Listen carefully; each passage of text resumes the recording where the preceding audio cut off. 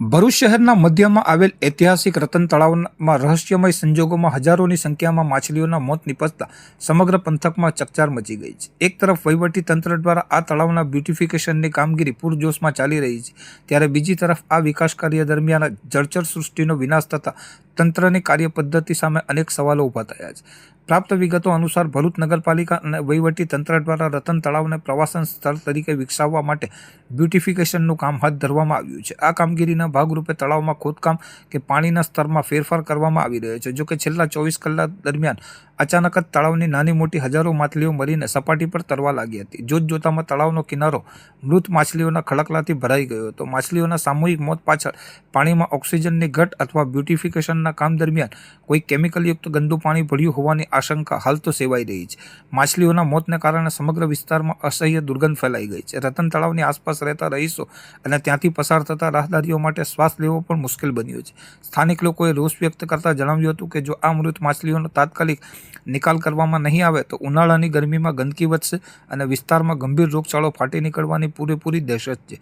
એક તરફ તંત્ર શહેરને સુંદર બનાવવાના દાવા કરી રહ્યું છે, ત્યારે બીજી તરફ તળાવના જીવંત સંસાધનોના રક્ષણમાં નિષ્ફળ ગયું હોય તેવું ચિત્ર ઉપસી આવ્યું છે. હવે જોવાનું એ રહે છે કે વહીવટીતંત્ર આ માછલીઓના મોતનું સચોટ કારણ જાણવા માટે પાણીનું ટેસ્ટિંગ કરાવે છે કે કેમ અને ફેલાતી દુર્ગંધ રોકવા માટે યુદ્ધના ધોરણે સફાઈ અભિયાન હાથ ધરે છે કે નહીં તે હવે જોવું રહ્યું.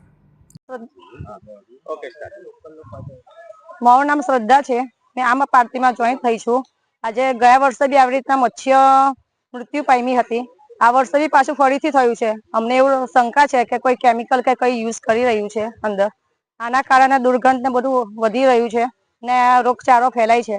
અમારે સરકાર પાસે માંગણી છે કે આ જે મૃત્યુ પામેલી માછલી જે બધું સાફ સફાઈ કરાવે ને આગળ નગરપાલિકામાં અમે અરજી આપી છે. અમને આવે છે એમની ટીમ, એ અમને આવીને બધું સાફ સફાઈ કરાવે છે. ભરૂચ નગરપાલિકા વિસ્તારની અંદર આવેલ રતન તળાવ જે વારંવાર ચર્ચાનો વિષય રહેલો છે, ત્યારે આ નગરપાલિકાનું જે વહીવટી તંત્ર છે એ ખાડે ગયેલું સ્પષ્ટપણે દેખાય છે. અગાઉ પણ એક વર્ષ પહેલા જ્યારે આવી રીતે આ જ રતન તળાવની અંદર જ્યારે માછલા મરી ગયા હતા, કાચબા મરી ગયા હતા, ત્યારે કોઈ નક્કર પગલા ના ભરાયા. એના કારણે ગઈકાલે પણ કોઈક દવા કાં તો કેમિકલ નાખવાના કારણે અહીંયાથી અસંખ્ય માછલાઓ આજે મરણ પામી ગયેલ છે. જેના માટે આજે અમે અહીંયા સ્થળ ઉપર આવીને જોયું, ખૂબ દુર્ગંધ મારી રહી છે. આજુબાજુ રોગચાળો ફેલાવાની ખૂબ મોટી સમસ્યા ઊભી થઈ શકે એવી હાલત છે.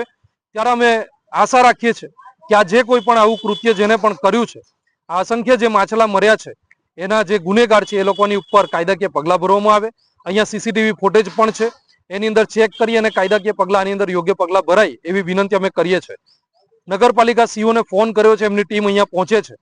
જલ્દીથી જલ્દી આ જે કંઈ પણ મરણ ગયેલ માછલા છે અહીંયાથી કાઢી લેવામાં આવે અને આજુબાજુમાં જે ફેલાતો રોગચાળો છે અટકાવવામાં આવે એવી વિનંતી છે. અસ્તુ ભારત માતા કી જય. જય